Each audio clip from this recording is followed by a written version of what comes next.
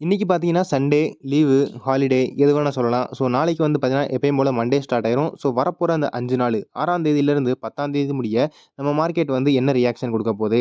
எந்த மாரி நியூஸ் வந்து கீழ இருக்கறதுக்கு சான்ஸ் இருக்கு? எந்த மாரி நியூஸ் வந்து மேல ஏத்துறதுக்கு சான்ஸ் இருக்கு? அப்படிங்கிறத வந்து பார்க்க போறோம். ஸோ, ஃபர்ஸ்ட்டு வந்து பார்த்தீங்கன்னா, ஹாலிடே. ஹாலிடே இருக்கா? அப்படிங்கிறது பார்த்தீங்கன்னா, இப்போதைக்கு இந்த வாரத்தில எந்த ஹாலிடேயுமே இல்ல. போன வாரம் 2ஆம் தேதி தான் வந்து பார்த்தீங்கன்னா வந்து லீவ் இருந்துச்சு. அதுக்கடுத்து வந்து பார்த்தீங்கன்னா, 21ஆம் தேதி தான் லீவ் இருக்கு. ஸோ, இந்த வாரம் வந்து பார்த்தீங்கன்னா, எந்த லீவுமே கிடையாது. ஸோ, ஃபர்ஸ்ட்டு வந்து பார்த்தீங்கன்னா, நம்ம நிஃப்டி 50 நம்ம நிஃப்டி 50 ஃப்ரைடே எப்படி க்ளோசிங் குடுத்துருக்கு அப்படிங்கிறது பார்த்தீங்கன்னா, 0.23% வந்து மேல க்ளோசிங் குடுத்துருக்கு. பாஸ்ட் 5 டேஸ்ல கடைசி 5 நாள்ல எப்படி க்ளோசிங் குடுத்துருக்கு அப்படிங்கிறது பார்த்தீங்கன்னா, 0.42% இங்கனக்குள்ள க்ளோசிங் குடுத்துருக்கு. ஸோ, மேக்ஸிமம் வந்து பார்த்தீங்கன்னா, இங்கேருந்து தான் வந்து பார்த்தீங்கன்னா, ஒரு நல்லாவே மேல ஏறியிருக்கு. அதுக்கு என்ன காரணம் அப்படிங்கிறது பார்த்தீங்கன்னா, நம்ம ஆர்பிஐயோட கவர்னர் தான். ஸோ, ஆர்பிஐயோட எம்பிசி மீட்டிங் நடந்துச்சு. ஸோ, அந்த எம்பிசி மீட்டிங்ல வந்து பார்த்தீங்கன்னா, மேக்ஸிமம் நம்ம பேங்க்ஸ்க்கு அப்புறம் ஃபைனான்ஸ் செக்டருக்கு வந்து பார்த்தீங்கன்னா, இங்கனக்குள்ள ஒரு நெறைய சப்போர்ட் பண்ற மாரி பாலிசிலாம் வந்து கொண்டு வந்தாங்க. அதனால வந்து பார்த்தீங்கன்னா, நமக்கு பேங்க்ஸு, ஃபைனான்ஸ் செக்டர் வந்து பார்த்தீங்கன்னா, நல்லாவே மேலே ஏறுச்சு. அதனால நம்ம நிஃப்டி 50யும் மேலே ஏறிருச்சு. இதான் எங்களுக்குள்ள ஒரு காரணமா இருந்துச்சு. அதேமாரி நம்ம அமெரிக்கன் மார்க்கெட் டவ் ஜோன்ஸ் வந்து பார்த்தீங்கன்னா, 0.5% பாசிட்டிவ்ல எங்களுக்குள்ள க்ளோஸ் ஆயிருக்கு. அதேமாரி நம்ம நாஸ்டாக் இண்டெக்ஸ் வந்து பார்த்தீங்கன்னா, இங்க 0.28% நெகட்டிவ்ல க்ளோஸ் ஆயிருக்கு. ஸோ, ஓரளவுக்கு ஒரு இண்டெக்ஸ் வந்து நமக்கு பாசிட்டிவ்ல க்ளோஸ் ஆயிருக்கு. ஒரு இண்டெக்ஸ் வந்து நெகட்டிவ்ல க்ளோஸ் ஆயிருக்கு.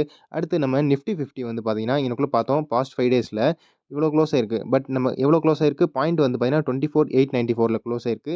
ஸோ, அதே இது நம்ம கிஃப்ட் நிஃப்டி இருக்கும். ஸோ, கிஃப்ட் நிஃப்டி வந்து பார்த்தீங்கன்னா, எப்படி க்ளோஸ் ஆயிருக்குன்னா, 24,946ல க்ளோஸ் ஆயிருக்கு. ஸோ, 2மே இப்ப 2க்கும் வித்தியாசம் வந்து பார்த்தீங்கன்னா, +50 +50 கொஞ்சம் எக்ஸ்ட்ரா இருக்கு. ஸோ, இது வந்து பார்த்தீங்கன்னா, நார்மலா எப்பயுமே +50 இருக்க தான் செய்யும் கிஃப்ட் நிஃப்டி. ஸோ, ஓரளவுக்கு பார்த்தீங்கன்னா, ஃப்ளாட்டா தான் ஓப்பன் ஆகறதுக்கு சான்ஸ் இருக்கு. ஸோ, நம்ம காலையில 6:30 எப்படி ஓப்பன் ஆகும் அப்படிங்கிறத நம்ம வந்து செக் பண்ணிக்கிருவோம். அடுத்து பார்த்தீங்கன்னா, நம்ம அமெரிக்கால இப்போதைக்கு கவர்ன்மெண்ட் ஷட் டவுனா இருக்கு. ஸோ, அந்த கவர்ன்மெண்ட் ஷட் டவுனால வந்து பார்த்தீங்கன்னா, நம்ம அமெரிக்காவோட அன்எம்ப்ளாய்மென்ட் டேட்டா எனக்குள்ள வரல. ஸோ, அந்த அன்எம்ப்ளாய்மென்ட் டேட்டா வந்து பார்த்தீங்கன்னா, நம்மளுக்கு அக்டோபர் 10ஆம் தேதி தள்ளி வச்சுட்டாங்க. முன்னாடி பார்த்தீங்கன்னா, அக்டோபர் 3ஆம் தேதி வர வேண்டியதா இருந்துச்சு. அத தள்ளி வச்சுட்டு இப்ப என்ன செஞ்சுட்டாங்க அப்படி பார்த்தீங்கன்னா, அக்டோபர் 10ஆம் தேதி வச்சிருக்காங்க. ஸோ, அந்த அக்டோபர் 10ஆம் தேதி முடிய அந்த கவர்ன்மெண்ட் ஷட் டவுன் இருக்குமா? அப்படிங்கிறத நம்ம வந்து பார்க்கணும். அந்த அக்டோபர் 10ஆம் தேதி வருமா? அப்படிங்கிறத வந்து பார்க்கணும். ஸோ, இதில நமக்கு என்ன ப்ராஃபிட் அப்படிங்கிறது பார்த்தீங்கன்னா, ஸோ, அமெரிக்கால நமக்கு ஃபெட் ரேட் கட் பண்ணா நமக்கு ஓரளவுக்கு பாசிட்டிவான விஷயம் தான். கோல்ட் ரேட் ஏறும். அதே மாரி பார்த்தீங்கன்னா, நம்ம ஸ்டாக்ஸோட பிரைஸும் ஏறும். ஸோ, 2மே ஏறும். இதில நம்ம என்ன தெரியணும் அப்படின்னு பார்த்தீங்கன்னா, நம்ம ஃபெட் கவர்னர் பவல் வந்து என்ன சொன்னாரு அப்படிங்கிறத பார்த்தீங்கன்னா, நான் இன்ட்ரெஸ்ட் ரேட் கட் பண்றதுக்கு ரெடியா தான் இருக்கேன். பட் எனக்கு வந்து இன்ஃப்ளேஷன் டேட்டா ஓரளவுக்கு நல்லா பாசிட்டிவான வேணும். அதே மாரி இங்கனக்குள்ள நமக்கு அன்எம்ப்ளாய்மென்ட் டேட் ஓரளவுக்கு 2மே ஓகேவா இருந்துச்சுன்னா, நான் வந்து இன்ட்ரெஸ்ட் ரேட் கட் பண்றதுக்கு ரெடியா இருக்கேன் அப்படிங்கிற மாரி சொல்லியிருந்தாரு போன ரேட் கட்ல. பட் இப்ப என்ன ஆச்சு அப்படிங்கிறத பார்த்தீங்கன்னா, நமக்கு அன்எம்ப்ளாய்மென்ட் டேட்டாவே எனக்குள்ள வரல. ஸோ, அன்எம்ப்ளாய்மென்ட் டேட்டாவே இங்க வரல. ஸோ, அவர் எத யோசிப்பாரு அப்படிங்கிறத நம்ம வந்து இங்க தெரிஞ்சுக்கணும். ஃபெட் ரேட் கட் பண்ணா நமக்கு பார்த்தீங்கன்னா, இந்தியாவோட மார்க்கெட்டும் வந்து பார்த்தீங்கன்னா, நல்லாவே மேல ஏறும். ஸோ, இது வந்து ஒரு சின்ன பாயிண்ட் தெரிஞ்சுக்கோங்க.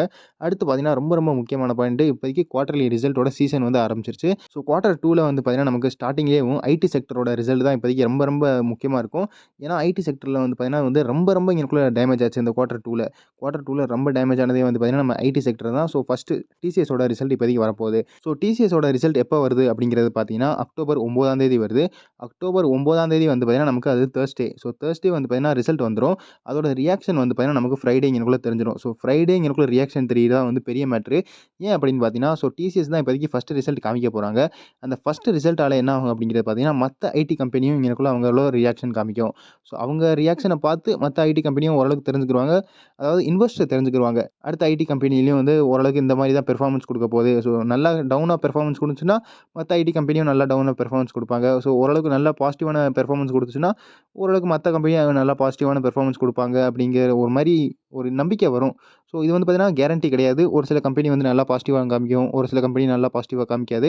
இத வந்து என்ன நோட்டீஸ் பண்ணி வச்சுக்கோங்க. அடுத்து வந்து பார்த்தீங்கன்னா, முக்கியமான அவங்களோட கமெண்ட்ரிய வந்து ஃபோக்கஸ் பண்ணணும். ஸோ, இந்த கமெண்ட்ரில நம்ம என்ன ஃபோக்கஸ் பண்ணணும் அப்படிங்கிறது பார்த்தீங்கன்னா, H1B விசா இப்போதைக்கு நடந்துச்சு. ஸோ, அந்த H1B விசா பத்தி என்ன சொல்றாங்க? அதே மாரி outsourcing tax. So, US hire act பத்தி எனக்குள்ள பில் கொண்டு வரணும் அப்படிங்கிற மாரி ட்ரம்ப் சொல்லியிருந்தாரு. ஸோ, அந்த யுஎஸ் அவுட் சோர்சிங் டாக்ஸ வச்சு அவங்க என்ன கமெண்ட்ரி பண்றாங்க? இத பத்தி அவங்க என்ன சொல்றாங்க? அப்படிங்கிறத ஃபோக்கஸ் பண்ணணும். பிளஸ் இன்னொன்னு என்ன அப்படிங்கிறது பார்த்தீங்கன்னா, நமக்கு ஏஐ ப்ராஜெக்ட் எவ்வளோ கிடைக்குது?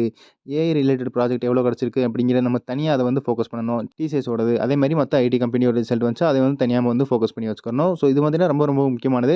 ஏன்னா, நம்ம அக்சென்சர் பத்தி பார்த்தோம். ஸோ, அக்சென்சர் பத்தி பார்த்தீங்கன்னா, ஒரு 11,000 பேர இங்கனக்குள்ள வந்து அவங்க வேலைய விட்டு தூக்கிட்டாங்க. ஸோ, என்ன காரணம் அப்படின்னு கேட்டா, ஏஐ அப்படின்னு சொன்னாங்க. இத பத்தி பார்த்தீங்கன்னா, ஒரு வீடியோ போட்டிருந்தேன். ஸோ, அத பார்த்தீங்கன்னா, மேல ஒரு ஐ பட்டன்ல வரும். அது என்ன அப்படின்னு செக் பண்ணிக்கோங்க. ஸோ, இதனால நம்ம என்ன ஃபோக்கஸ் பண்ணணும் அப்படிங்கிறத பார்த்தீங்கன்னா, அவங்க ஏஐ ரிலேட்டட் ப்ராஜெக்ட்ஸ் வந்து பார்த்தீங்கன்னா, ஓரளவுக்கு நெறையாவே வந்து இப்போதைக்கு ஸ்டார்ட் பண்ண ஆரம்பிச்சுட்டாங்க. அதே மாரி நம்ம இந்தியன் ஐடி கம்பெனி வந்து ஏஐ ரிலேட்டட் ப்ராஜெக்ட்ஸ் வந்து எவ்வளோ பண்றாங்க அப்படிங்கிற நம்ம வந்து ஃபோக்கஸ் பண்ணணும். அடுத்து வந்து பார்த்தீங்கன்னா, நம்ம கவர்மெண்ட்ட வந்து ஃபோக்கஸ் பண்ணி வச்சுக்கணும். ஸோ கவர்மெண்ட்ல வந்து யார ஃபோக்கஸ் பண்ணணும் அப்படிங்கிற பார்த்தீங்கன்னா, இவர் வந்து ஓரளவுக்கு நெறைய பேருக்கு தெரியும். ஸோ தெரியலைன்னா அப்புறம் ஒண்ணும் செய்ய முடியாது. அடுத்து இவர ஓரளவுக்கு நெறைய பேருக்கு தெரிஞ்சிருக்காது. பட் யாரு அப்படின்னு பார்த்தீங்கன்னா, இவர் தான் பீகாரோட CM chief minister Nitish Kumar. So இவர் வந்து பார்த்தீங்கன்னா, இப்போதைக்கு லைட்டா ஃபோக்கஸ்ல இருப்பாரு. ஏன் அப்படின்னு பார்த்தீங்கன்னா, ஸோ பீகார்ல வந்து பார்த்தீங்கன்னா, இப்போதைக்கு எலக்ஷன் நடக்க போகுது. ஸோ எலக்ஷன்ல வந்து பார்த்தீங்கன்னா, கவர்மெண்ட் ஏதாவது சின்ன சின்ன அனவுன்ஸ்மென்ட் வந்து பண்ணுவாங்க. ஸோ அந்த அனவுன்ஸ்மென்ட்ல நம்ம ஏதாவது ஒரு ரியாக்ஷன் வந்து ஏதாவது ஒரு சின்ன ஷேர் இல்ல நம்ம ஸ்டாக் மார்க்கெட் வந்து பார்த்தீங்கன்னா, ஓரளவுக்கு ரியாக்ஷன் காமிக்கும்.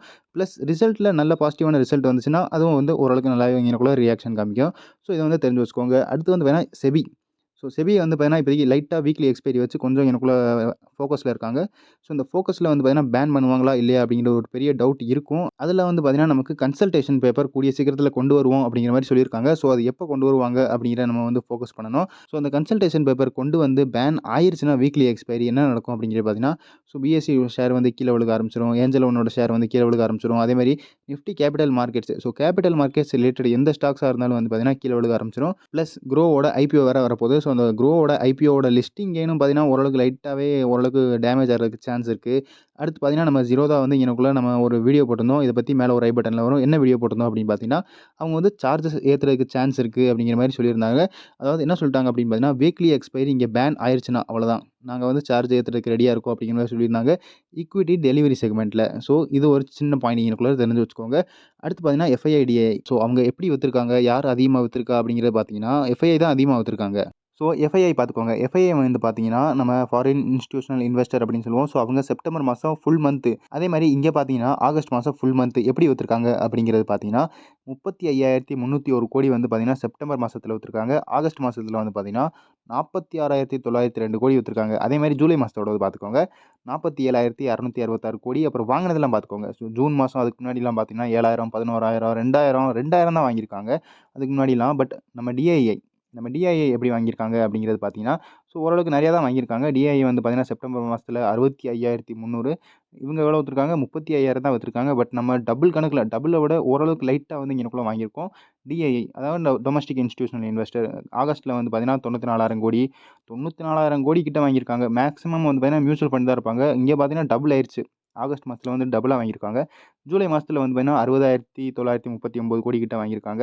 அதுக்கு முன்னாடி எல்லாமே நெறையா தான் வாங்கியிருக்காங்க. ஸோ ஃபுல்லாமே பார்த்தீங்கன்னா, ஓரளவுக்கு 50,000 அரவுண்ட் கிட்ட தான் வாங்கியிருக்காங்க. அதுக்கு முன்னாடி கொஞ்சம் டவுன். ஏப்ரல் மாசத்துல வந்து 28,000 கிட்ட வாங்கியிருக்காங்க. பட் நம்ம இப்போதைக்கு நம்ம 2 நாள் வந்து இந்த மாசம் வந்து நடந்திருக்கு. ஸோ இந்த 2 நாள்ல எப்படி வாங்கியிருக்காங்க அப்படிங்கிறது பார்த்தீங்கன்னா, எஃப்ஐஐ வந்து இப்போதைக்கு 1,500 கோடி 3ஆம் தேதியும், 1ஆம் தேதியும் வந்து பார்த்தீங்கன்னா, 1,600 கோடி வித்திருக்காங்க. டிஐஐ வந்து பார்த்தீங்கன்னா, 489 கோடி 3ஆம் தேதி வாங்கியிருக்காங்க. அதே மாரி 1ஆம் தேதி வந்து பார்த்தீங்கன்னா, 2,900 கோடி கிட்ட இங்கனக்குள்ள வாங்கியிருக்காங்க. ஸோ எஃப்ஐஐ வந்து இப்போதைக்கு எவ்வளோ அவங்க வாங்குறாங்களோ, அப்ப தான் வந்து பார்த்தீங்கன்னா, நம்மளால ஓரளவுக்கு மார்க்கெட் வந்து மேலே ஏறதுக்கு சான்ஸ் இருக்கும் அப்படிங்கிற மாரி சொல்ல முடியும். ஸோ அதுக்கு வந்து பார்த்தீங்கன்னா, குட் நியூஸ் வரணும். குட் நியூஸ் வந்தா தான் வந்து பார்த்தீங்கன்னா, எஃப்ஐஐ வந்து வாங்குவாங்க. அடுத்து பார்த்தீங்கன்னா, நம்ம கோல்டு. ஸோ கோல்டு வந்து பார்த்தீங்கன்னா, நம்ம ஒரிஜினல் ரேட் வந்து 1,18,000 கிட்ட போய்க்கிட்டு இருக்கு. அதே மாரி நம்ம மார்க்கெட் ரேட்ல வந்து பார்த்தீங்கன்னா, 1,21,000 கிட்ட வந்து போய்க்கிட்டு இருக்கு.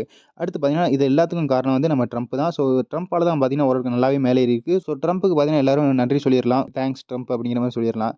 ஸோ அடுத்து நம்ம யூஎஸ்டிஐஎன்ஆர். ஸோ யூஎஸ்டிஐஎன்ஆர் வந்து பார்த்தீங்கன்னா, கிட்டத்தட்ட 89 கிட்ட எனக்குள்ள வந்து டச் ஆக போகுது. 89 டச் ஆகுமா இல்லையா அப்படிங்கிறது பார்க்கணும். ஏன் அப்படின்னு பார்த்தீங்கன்னா, ஸோ ருப்பி வந்து வேகமா வந்து எனக்குள்ள வீக் ஆகிட்டே இருக்கு. ஸோ இத வந்து நம்ம வந்து ஃபோக்கஸ் பண்ணிக்கிட்டே இருக்கணும். அடுத்து க்ரூட் ஆயில். ஸோ க்ரூட் ஆயிலோட பிரைஸ் வந்து பார்த்தீங்கன்னா, நார்மலா இப்படியே தான் சுத்திக்கிட்டு இருக்கு. ஒரு 60 டூ 70க்குள்ளே தான் ரவுண்ட் அடிச்சுக்கிட்டு இருக்கு. எதுவும் இன்க்ரீஸ் ஆகுற மாரி தெரியல. 70க்கு மேல எனக்குள்ள இன்க்ரீஸ் ஆச்சுன்னா, அது வந்து ஏதாவது வேர்ல்டுல வந்து ஏதாவது உலகப் போர் அந்த மாரி ஏதாவது நடக்கிறதுக்கு சான்ஸ் இருக்கு அப்படிங்கிற மாரி சொல்லலாம். உலகப் போர் அப்படிங்கிற மாரி இல்ல. பட் இந்த ஆயில் கண்ட்ரீஸ்ல ஏதாவது ஒரு பிரச்சனை நடக்குது அப்படிங்கிற ஒரு நியூஸ் வந்துரும். இந்த க்ரூட் ஆயிலோட பிரைஸ் வந்து ஏறிடுச்சுன்னா, ஸோ நார்மலா நம்ம வந்து பார்த்தீங்கன்னா, இப்போதைக்கு ரஷ்யாட்ட வந்து டிஸ்கவுண்டட் பிரைஸ்ல தான் வாங்கிட்டு இருக்கோம். கம்மியான பிரைஸ்ல தான் க்ரூட் ஆயில் வாங்குறோம். பட் அப்படி இருந்தாலும் வந்து பார்த்தீங்கன்னா, நம்மளோட பெட்ரோல், டீசல் விலை வந்து குறையவே குறையாது. கவர்மெண்ட் தான் நல்லா ப்ராஃபிட் அடிச்சுக்கிட்டே போய்க்கிட்டு இருக்காங்க. ஸோ இந்த வீடியோல அவ்வளோதான். அடுத்த வீடியோல பார்ப்போம். நான் தான் Stocker. Good bye. India's friend, Mr. Donald Trump,